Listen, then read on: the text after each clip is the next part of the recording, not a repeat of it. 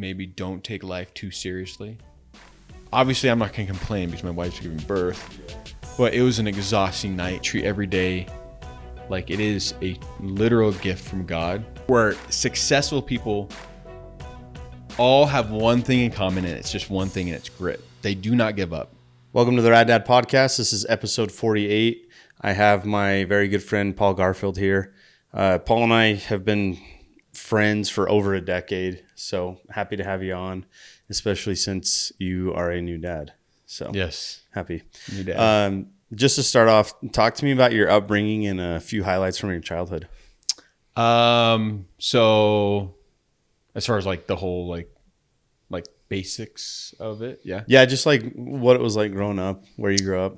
Yeah, so grew up in Springville. I grew up in it's funny, I was actually thinking about the house I grew up in. So the house I live in now, when we were looking to buy it, Kayla and I were looking for homes. This was back in like 2022, like May, when like the market was like peak, and there was like no homes for sale. Mm-hmm. And there was like 2 homes that popped up that kind of fit like our criteria, what we wanted. And one of them was a house that I grew up in. Oh, I didn't know that. Funny, huh? Yeah. But yeah, I grew up in Springville. As far as like upbringing, had a very loving family. My dad was awesome. My mom was awesome. Fit the usual roles that you don't really see today, but dad went to work, came home at 6. Mom was there, taking care of all the kids, cooking. Had 5 siblings. But yeah, I loved growing up where I grew up. I love Springville. I don't live there anymore, but just like a great relationship. So I have a great relationship with all my siblings, my parents. So, yeah. When you started getting into your adulthood and traveling more and experiencing the world, did you have a realization that it was like, man, my childhood was actually really good? Yeah. Kent, my brother Kent and I, we talk a lot about like growing up, like even in like the US, because he lived abroad in Cambodia and he married a Cambodian. And we were talking about how like the American way of thinking versus like the rest of the world in like a sense. And I actually think how we grew up and the blessings we've had to be in this nation like are just so like, it's like the American dream that, you kind of see on movies, like a Disney Channel original movie, and like how, I don't know, like Smart House, I don't know. I'm just trying to think of something, but it was good. I liked it. So you're the same age as me, and something I've thought about is, I think our senior year, halfway through our senior year, the iPhone 1 came out, mm-hmm. like the touchscreen iPhone. Mm-hmm. So we were really kind of the last age group to go all the way through high school without smartphones. Yes. Do you think that shaped like you're 14 to 18 years old? Or? Yes, yeah. Totally. I think we had the perfect mix of, we were able to connect with anybody because we had flip phones and we were limited on like time to talk and time to text because you only had a certain amount of text, and some carriers allowed you to text carrier to carrier for free. Mm-hmm. And then phone calls, you had like your Fab 5 and you could get free calls after like 7 p.m. Yeah. Do you remember that? Yeah. And so you could connect with people very easily and like MSN Messenger. MSN Messenger.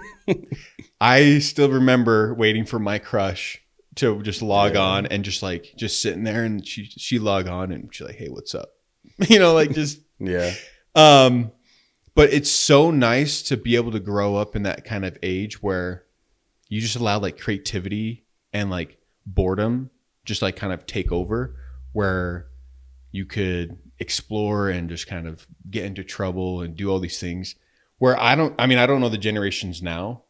I have 2 nephews. They're twins. They're like 17 years old, and they send me some like funny videos. They're really funny. Like they just sent one of them in the back of a couch getting pulled by a truck shooting fireworks. And they have these experiences, but they're just a little bit more disconnected from, like, the best way to describe it is like they have so many options they can't allow themselves to, like, they can scroll and entertain their minds, versus for us, we couldn't scroll.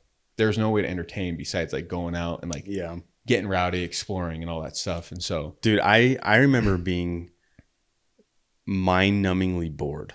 Yes. At points in my childhood and growing up. Yeah. I don't know if kids nowadays experience real boredom. Yeah. Like, I remember being bored to the point where I just started doing weird stuff. Like, I'd take apart like a whole radio and try and put it back together. Just anything to entertain me. Yeah. You know, like you probably knew where you grew up. You probably knew every square inch of that lot, of that property. Absolutely. Yeah. You knew where you could build a fort. Yeah. You knew where there was a snake under a rock. Yeah. Same thing for me. Like, there was a field by our house. Like, I knew there was this little like canal ditch. Like, we built a little like house there, and then like some other girls in the neighborhood destroyed it. So we'd mess around with them. We get BB guns and stuff, you know? Yeah. So it was fun. Do you remember a time, or like the first time you thought about your dad and you're like, I love my dad, or like a time that he came to your rescue, or a time that you grew closer to him? Yeah. So I guess two stories. One story, I was very, very young. I was probably like 6, and it's one of those like core memories I can still remember. Before the City Creek Mall is what it is today, there was a mall before. But I was with my family and I got lost. And I think my parents told us whenever we get lost, just go back to the car. Because as a kid, you could kind of know, like, this is where we went. This is where the car is. Just stay by the car because eventually we'll be back to the car. Yeah. So I got lost and I was terrified. And it was like during the holidays.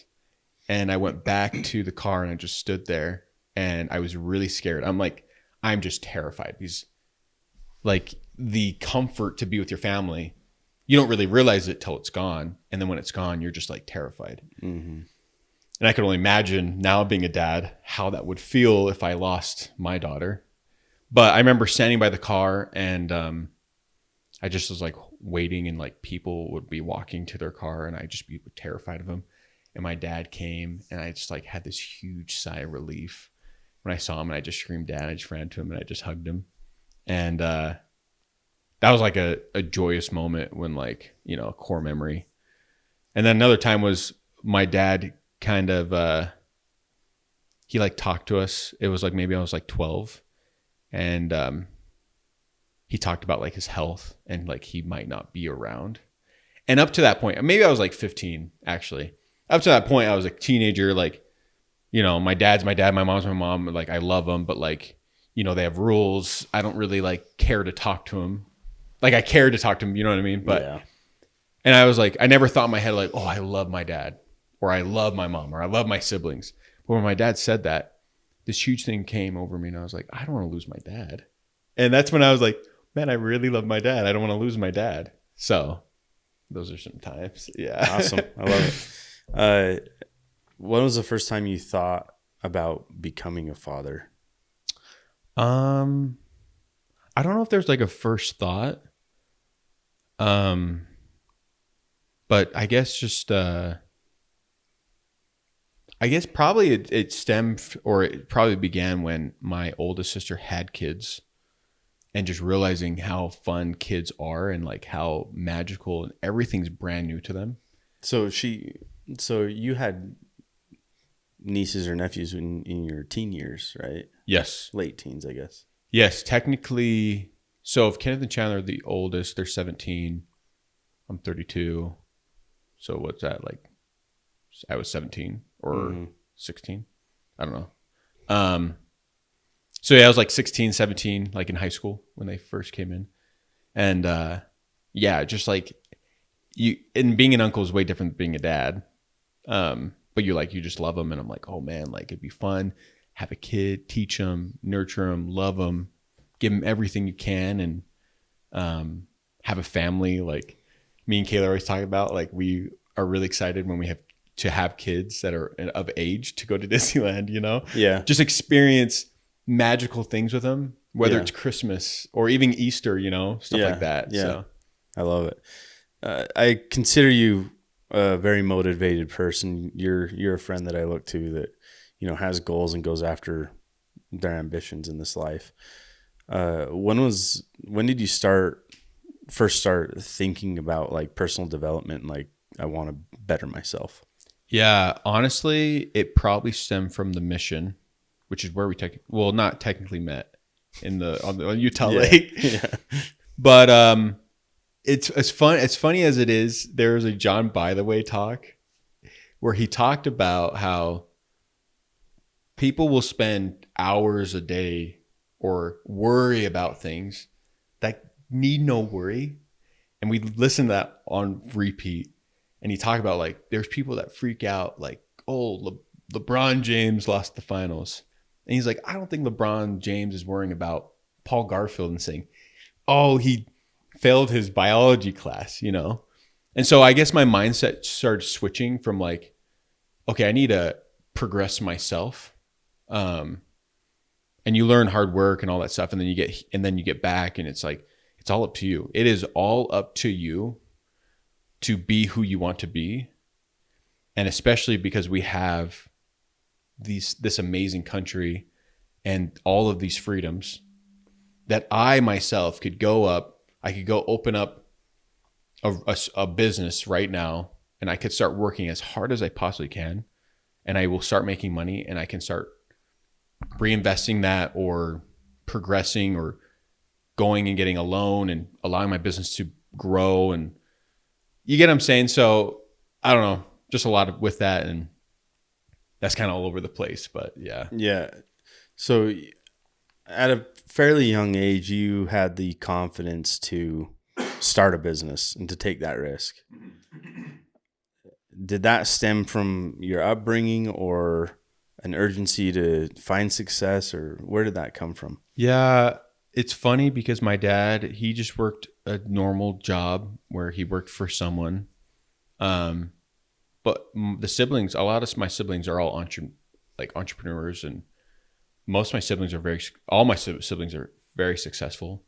But as far as like where it stemmed from, I don't know. I just think, it's kind of a hard question. I can't think of anything right now in my mind specifically that like, where did that? Okay, well, I guess thinking on it, the idea to start my first business, which was the food truck, stemmed from reading a book in college at Utah State called "The Boy Who Harnessed the Wind." You ever heard of it? Mm-hmm. Yeah. He built like the windmill. Yeah. So it's a great book. This boy grew up in Africa. His village, literally, he has nothing. It's like the classic like African vision of like dirt floors, hut. They had to walk 30 miles for water. And if he built a fan, it would pump. It could generate a generator, and it could pump water, so he wouldn't have to walk so far. Mm-hmm. And this guy literally was able to do all of this by just reading a book about how to build fan generated power. Yeah. And I read that and listened to while we were reading that in this class, and this class was like a major discovery class, not major discovery, like a class to discover what major to go into. And we also watched the TED Talk about grit. Have you read? Yep. It's very popular. Yep. Classic.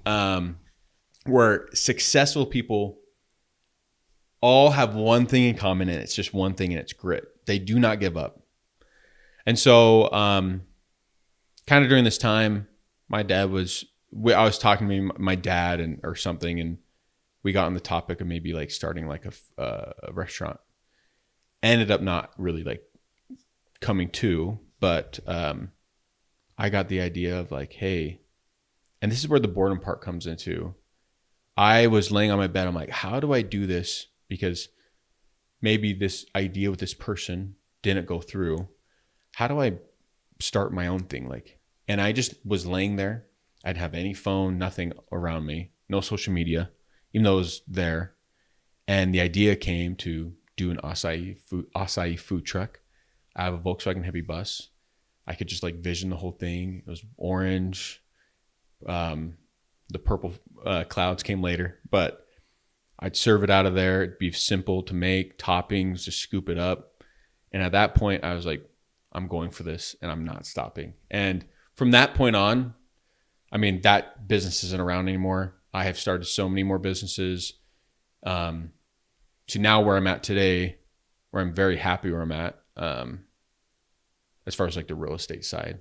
So it just came from like motivating things that led to a creative moment that led to grit to just continue to press forward and just not stopping, so. And you were pretty young, so like, I don't want to say you didn't have any responsibilities, but like you didn't have a wife and kids, you didn't have a mortgage, Yes. Like it was strategically, it was a pretty good time to take that risk. Yes. Did you ever think about failure? Oh yeah, all the time. But in my mind, I'm like, I can live off of literally nothing. Like if worse comes to worse and I lose it all, I can go live with my parents for a little bit, go get a job at this place or find a job. But and how you were what, 23-ish? When I started that, I was like, 22 probably when that first started. Yeah. Yeah. But like, and like now having a family, it's very different, but like the risks are a little more calculated, like a little bit more slower. So, yeah. So in your opinion, what's the difference between people that take action on these dreams and the people that don't? That is probably one of the most like,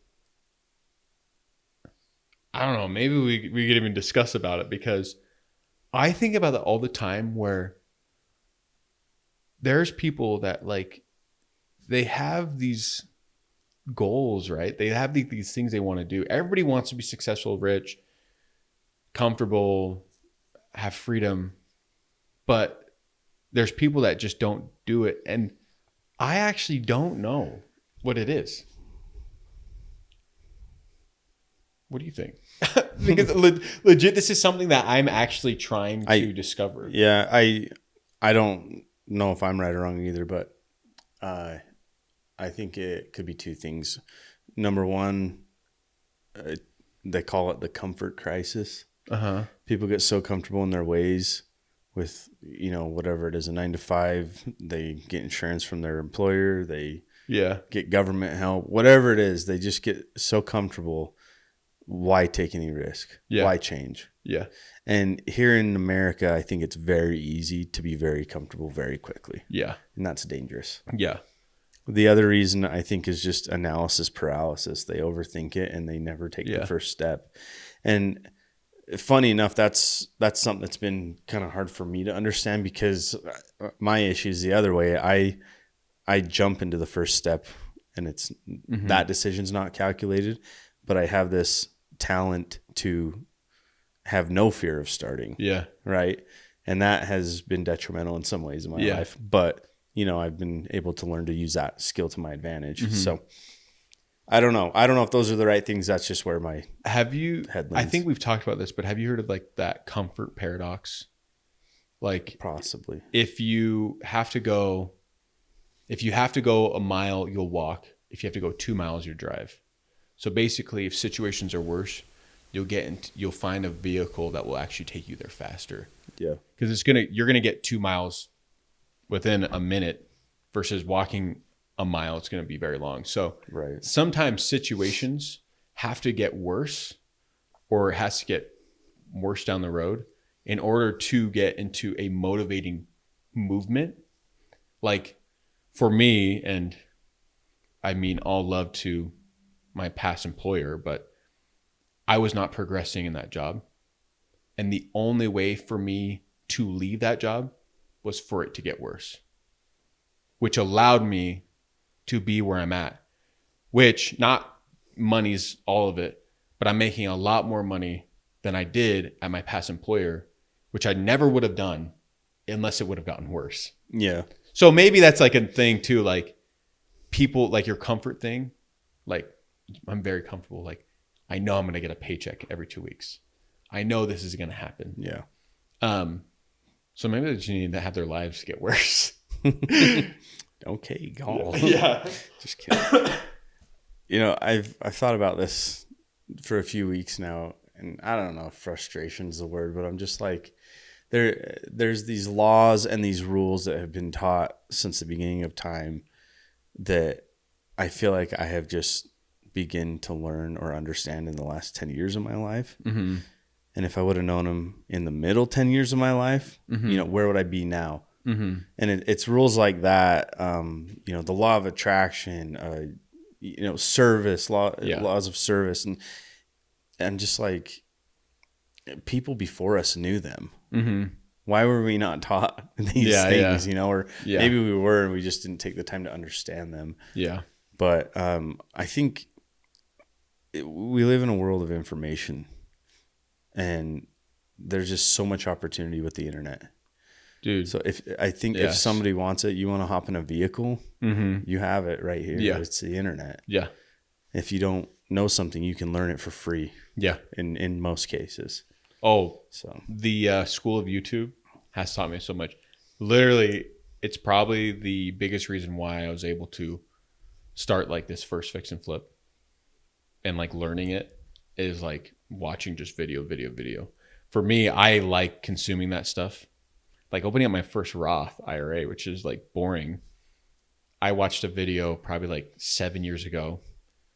Just open this account, just start doing this. And now that account's really big because I just started it, right? Yeah.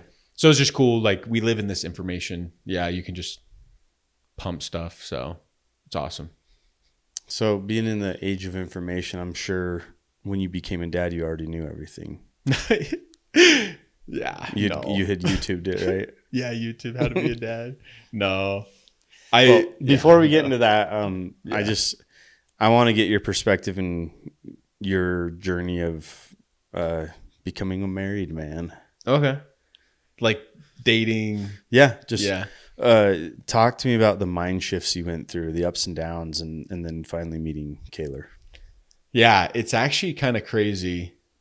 I got married at 30, which is a little bit later for most. Which is normal for the rest of the world. The rest of the world. Yeah. But when you're raised in a situation where, you know, abstinence and, you know, family is important, you want to get to it quickly. Yeah. But I actually, it's funny. Not funny, but when I started dating, I found myself in situations where I wanted to get really married really quick, but I came down to a point where I was like, I only want to marry a specific type of person, and I'm not going to just like fold over until I find that person. So you didn't start off as picky as you ended. Well, which is probably good. Yeah. I definitely ended pickier, which I think happens when the older you get, when you're dating, if you're single still. Yeah.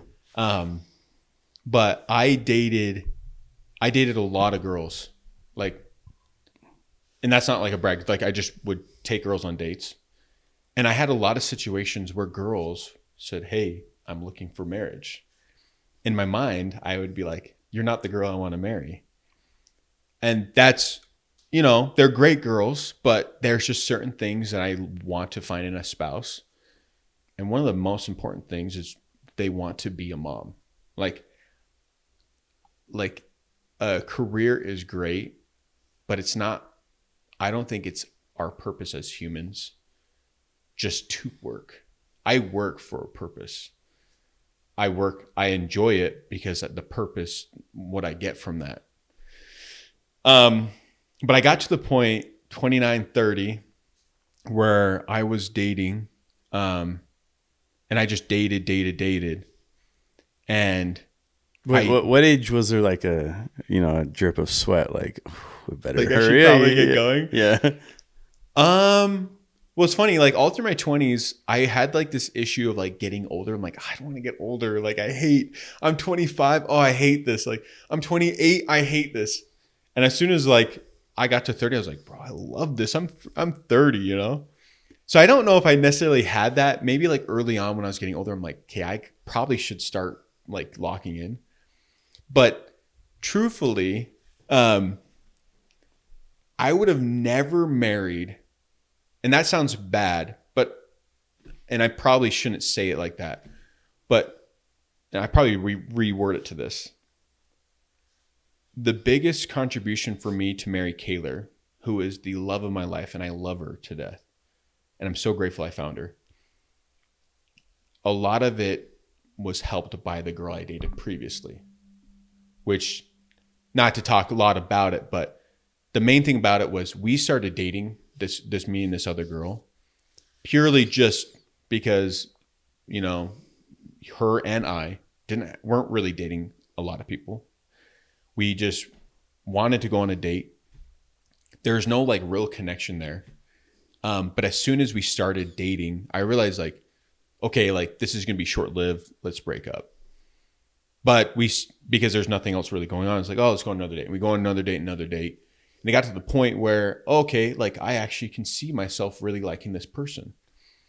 And I realized at that point, because I gave that person a chance, I actually found myself to actually like see myself with them. It didn't work out, and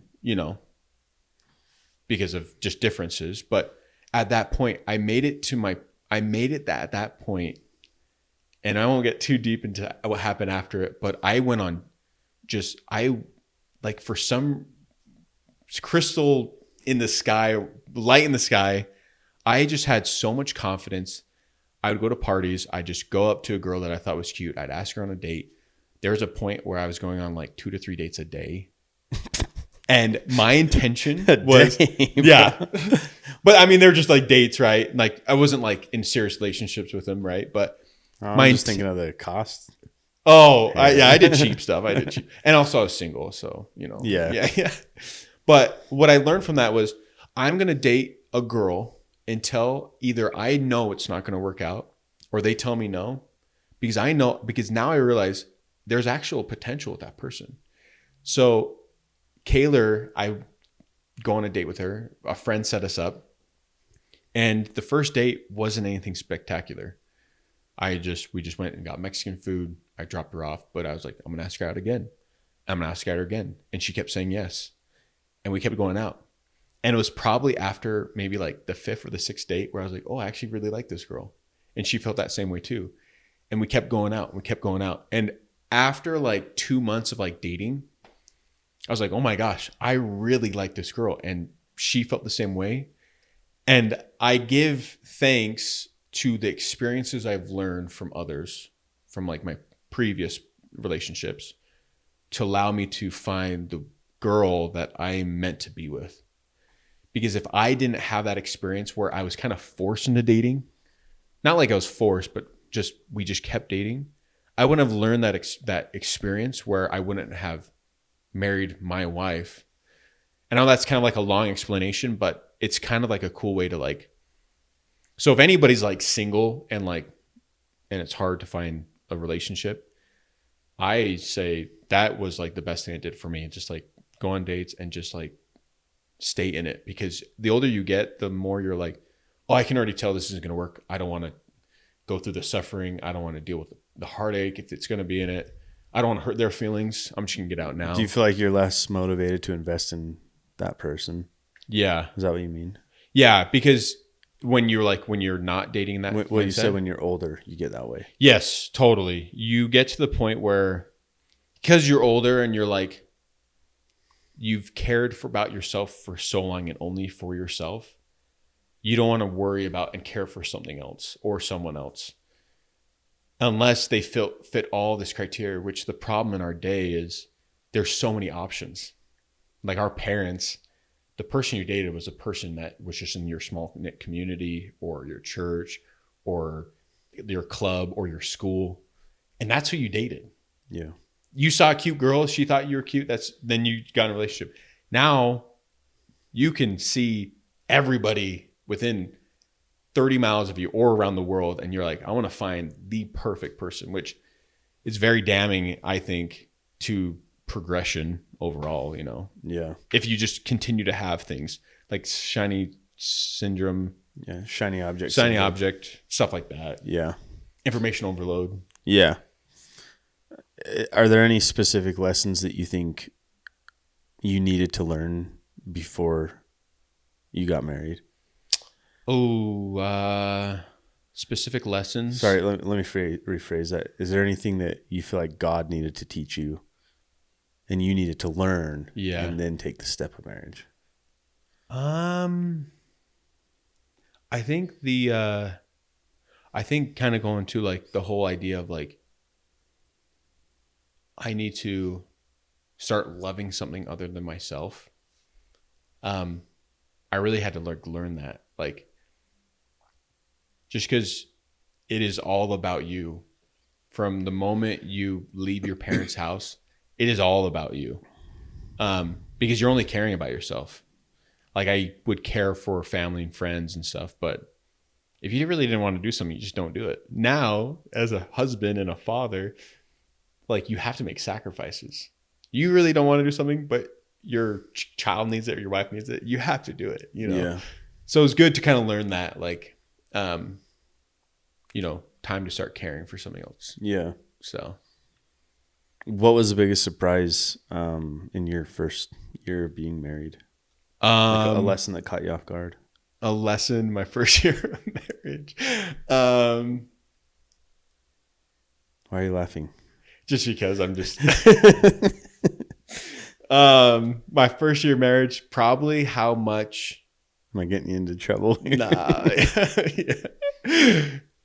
I'm probably the best way is like your first year of marriage. I mean, I don't know how it was for you. Was it tough?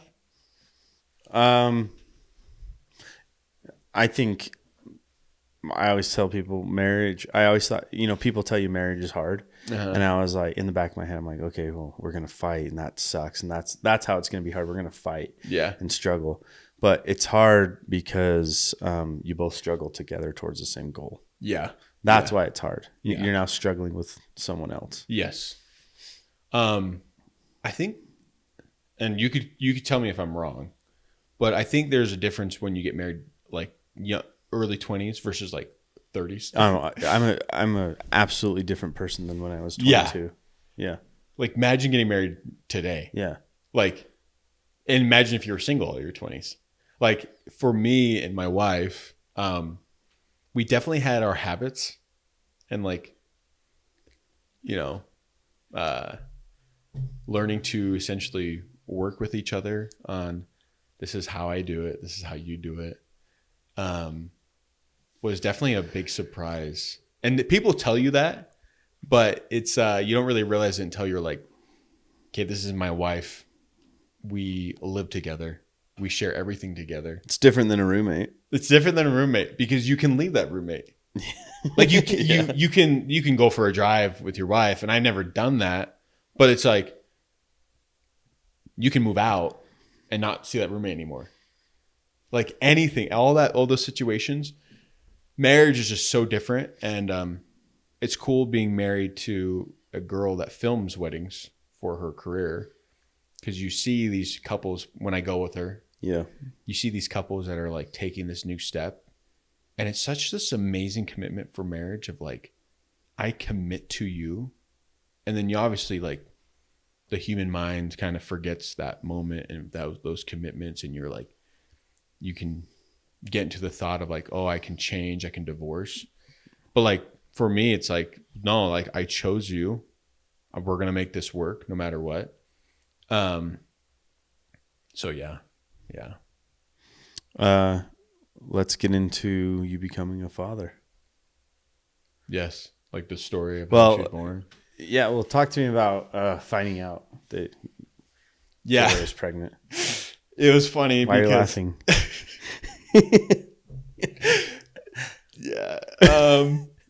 Well, so laughing guy, you know me. I know. So with Kaylor, we weren't planning on it, but we weren't really like preventing it. So it came as a surprise. But when Kaylor came to me and said, thinking that she was pregnant, I was mowing the lawn. I can still picture it. I was mowing the front of the lawn, and she comes out and she says, "Hey, I missed my period." And I'm like, okay, like, are you sure? Should we wait a few more days? But I was like, okay, let me finish mowing the front lawn and I'll go get a pregnancy test. And I went and got a pregnancy test, and, it came out as negative. And so we waited like a day or two, and we did it again. It came out negative. And so we're like, okay, we're definitely not pregnant. But she hadn't had her period. And so we had I think we were going already to check with our doctor. We do like blood tests every year to kind of see our health. And Kayla asked to test her levels to see if she's pregnant. And she's like, okay, we're going to check. And then tomorrow we're going to check again to see if the levels rose. And by that time, it was literally I think like an hour before, we did another pregnancy test and it showed positive. And then the doctor called us like an hour later, and she said, "You guys are pregnant." And it was like the most like oh, cool, like not exciting moment. Yeah. Just because we didn't know what to expect. Like, we weren't trying for it. It's not like I feel for those that like now realizing how blessed we were and understanding how people go through IVF or just can't have kids or have to adopt. We are very blessed, and how exciting that would be to find out you're pregnant. For us, we were just like, oh, like, wow, like this is exciting. So it wasn't like that for us. And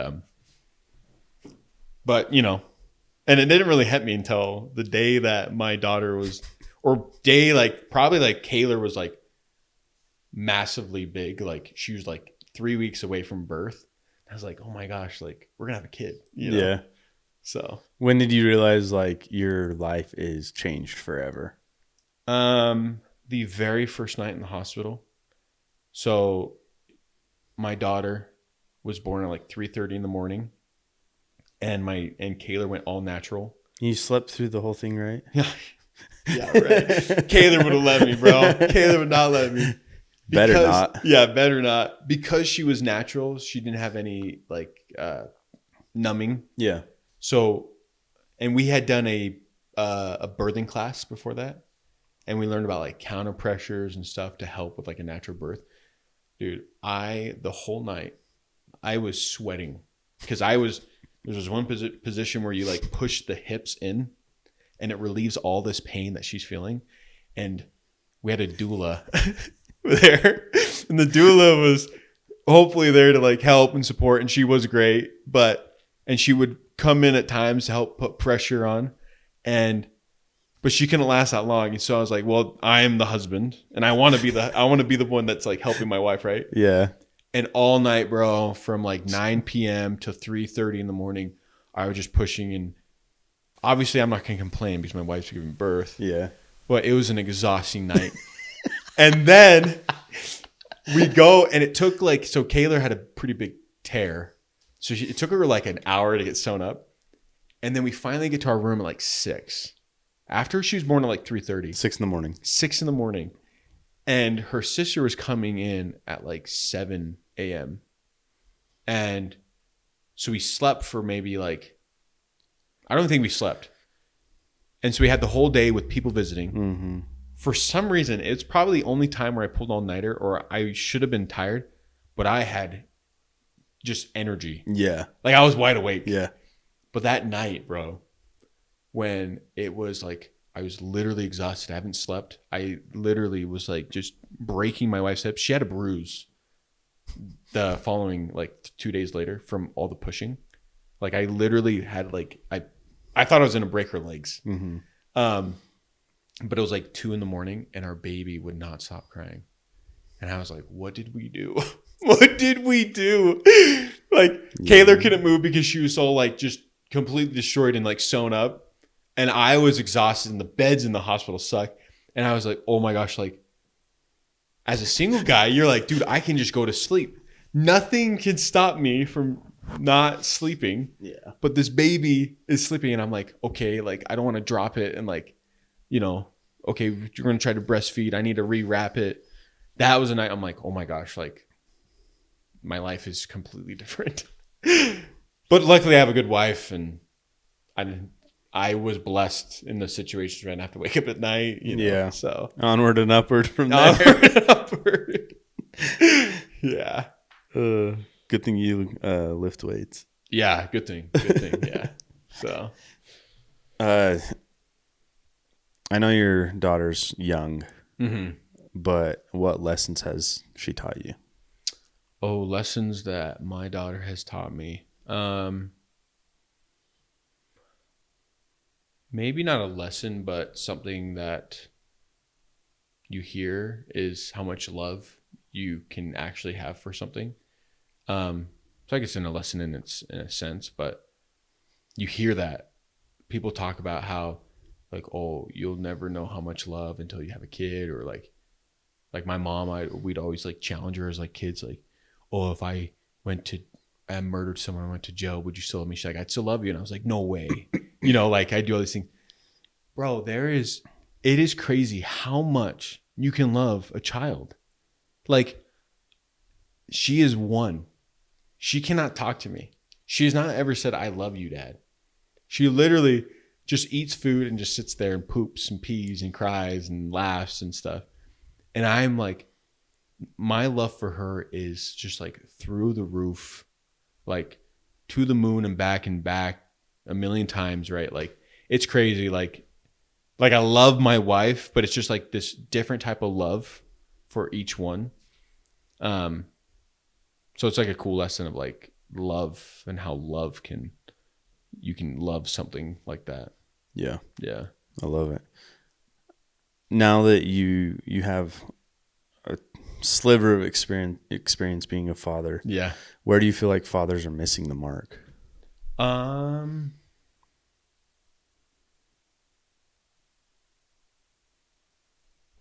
Yeah. I think a big thing is I felt like when, served on the islands of Puerto Rico, you taught a lot of women that were single with kids on their own.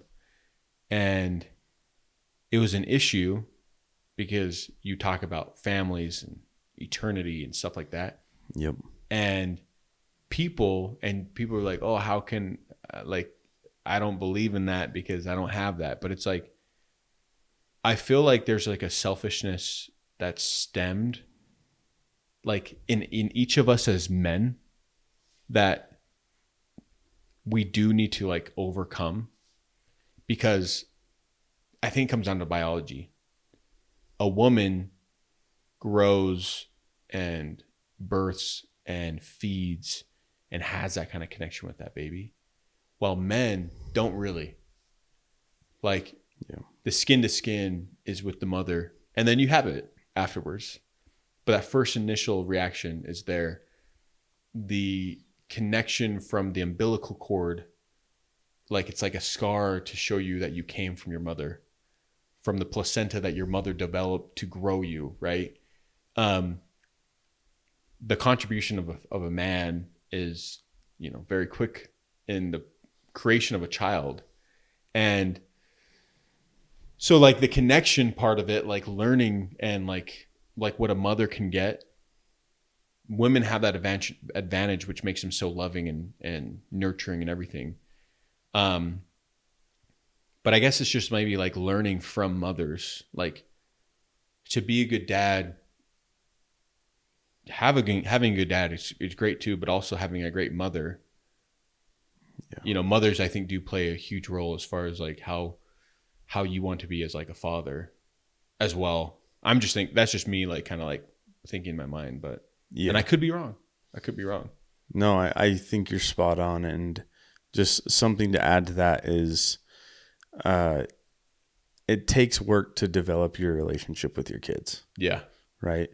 I think, like you said, the relationship between a kid and their mother is a little different, and it's established from conception. Mm-hmm.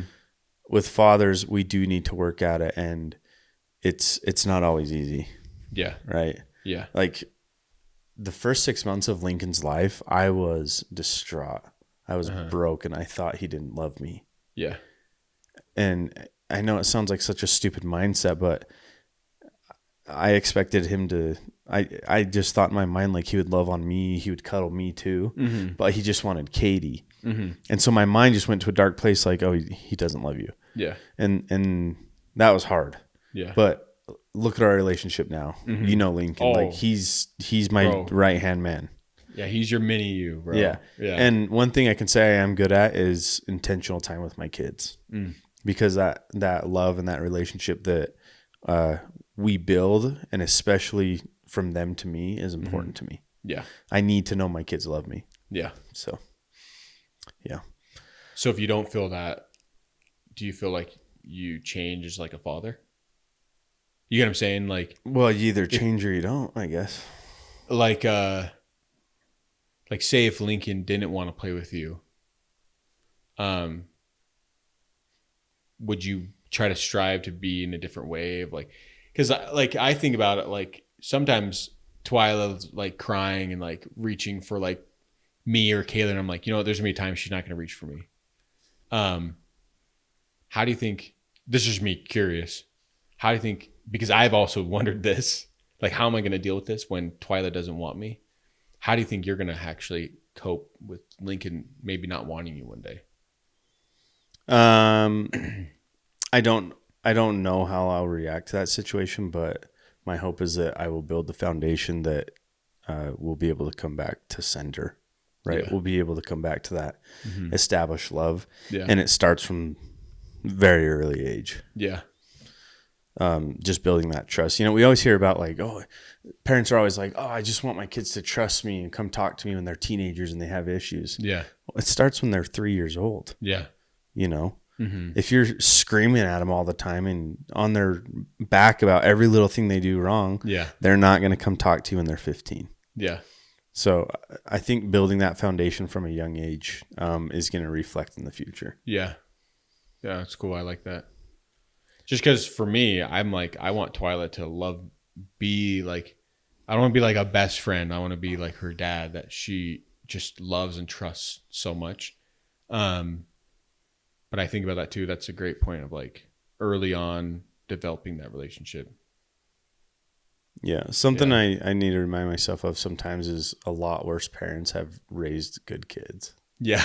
So, yeah, you know, we'll be okay. Yeah. And our kids are going to be okay. Yeah. No, that's true. So, you want to do a segment? A segment? What do you mean? Presented By Mamitas? Oh, like I'm just kidding. Oh, it's like it's from a different sponsorship. No, it's from a different podcast. Oh. Okay. I just made this up before you got here. Okay. So it's called Rad or Bad. Okay. So I'm going to read something that dads do, and you have to decide if it's rad or bad. Okay. Perfect. You ready? Yeah. We're going to go rapid fire. Okay. Wearing socks with sandals. That's rad. Taking a dad tax from your kid's Halloween candy. That's rad. Because they shouldn't eat too much candy. I do an uncle tax. Yeah. Yeah. Replacing family movie night with watching YouTube car restoration videos. Ooh, that might be bad. That might be bad. Fixing something with duct tape and calling it a permanent solution. Rad. Buying a Traeger and talking about it constantly. Rad. Okay. Posting your kid's report card on social media. Bad. Calling any newer music not real music. Bad. Using back in my day in any conversation. Rad. Back in my day. Going out of your way to find the best parking lot at the grocery store. Oh, rad. I do that. And I get the front row every time. Because most people, they think the front's taken. So they just park in the back. There's always a spot up front. You heard it here first, folks. Here first. Owning a ridiculous amount of cargo shorts. I'd say rad. I have cargo pants. I don't have shorts though. It's cold. It's cold right now. Yeah, it's cold. It's cold. Yeah. Grilling in the rain. Oh, rad because you're still making something good. Yeah. Taking a nap on the couch instead of bed. Rad. That's some of the best naps. Yeah, it is. Especially if it's something good playing. Best show to watch to fall asleep is How It's Made. Have you? I love How It's Made. Dude, Yeah. every time after school, I would turn that on and I'd fall asleep because the guy's voice is so soft. I turned it on like last month. I really need to take a nap. It's on like Discovery Plus. Dude, still puts me right to sleep. Yeah. Just watching like these machines making like a peanut butter cup. It's like the beginning of ASMR. Yeah, it honestly is. You're seeing like some big drum mixing like corn. Yeah. And you're just like watching this yellow stuff, and this guy's just like, the corn's mixed. And you're just like, the corn's mixed. Yeah.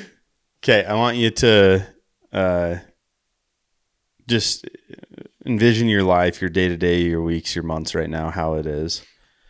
Pull all of your relationships with your friends out of it. What are you missing?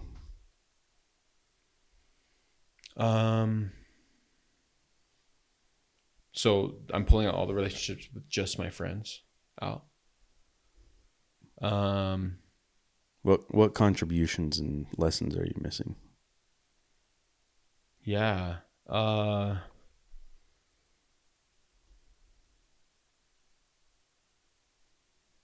That's a good question.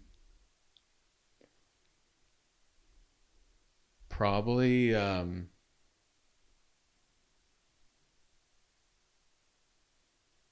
I don't know the answer.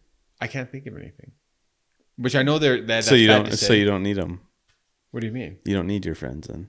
Oh, so you're saying like if my friends did not exist today? What would you be missing? Okay.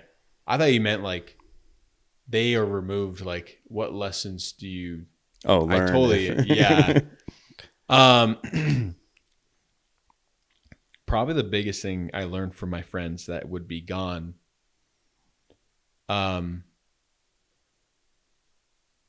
Which I don't know if this is gonna like sound good or bad, but the nice thing with friends, I'm just talking about like my guy friends specifically. It's nice to have some guy to guy time, you know? Yeah. It's nice just to talk wild and joke around and laugh, and I have all those experiences with my wife, but it's just different with the guys. Because I'm a very I feel like I'm a very happy guy. I'm very like, you know, I love just like listening to like stories or talking about old times or talking about stories. It's like going to like the bar with your buddies, except we don't go to the bar, you know? Yeah. But yeah, I guess the companionship, like the brotherly companionship with guys that you get, I definitely would miss that. Yeah. If they were all gone. Yeah, that would actually be kind of sad. That would suck. So, do you feel like you'd have any issues if you and Kaylor had to move to somewhere in the world where you knew no one? Yeah. Would you be able to make new friends? I would. My wife, a little different. Yeah. Just because she's more of an introvert. She's always saying like, you need to go out with like your friends. Like, oh, I'm going to go. Like she like loves to be with me, and she doesn't like when I leave her, which I love that. And I love being with her, which is why I married her. But I love experiencing things with people and like talking and making friends. Like I like the challenge to make someone not necessarily like me, but to have a good time with me. Like if someone at the end of the day doesn't like me, I can't control that. But did you have fun? But did you have fun? Yes, exactly. Like yeah, if I can, you know, say a joke here or there, I can have fun. Like I remember, you know, the older you get, especially single, the group of people dwindle. Like when you're 21, there's tons of single 21-year-olds. Right. When you're 30, there's not that many singles 30-year-olds that you want to hang out with or that want to hang out with you. So I remember going to parties and people would be like, you know, too cool. And I go and I just start spitting jokes, like trying to make people laugh. And some people would be really serious. And I'm like, look, like I could care less because I don't really know you. But so to answer your question, I do think I would be able to make some friends. I try to know the neighbors. I try to know everyone and be like, hey, let's do a game night, you know? Yeah. So, yeah. Awesome. Well, to end the podcast, I ask the same question to all my guests, and that is, if there's one lesson you want to leave with your family when you're no longer here, what is that lesson? A lesson would be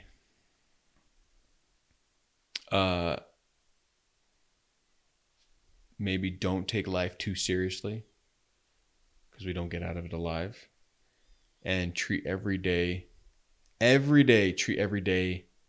like it is a literal gift from God. The sun has risen, you slept well, you ate well, you're safe, and you can do whatever you want to make sure you get to a better spot tomorrow. That's the lesson I'd leave with them. Awesome. I love it. Yeah. Well, I appreciate you being on the podcast and sharing your stories and wisdom. And Thanks for having me. thanks for being here. Yeah. Cool. Sweet.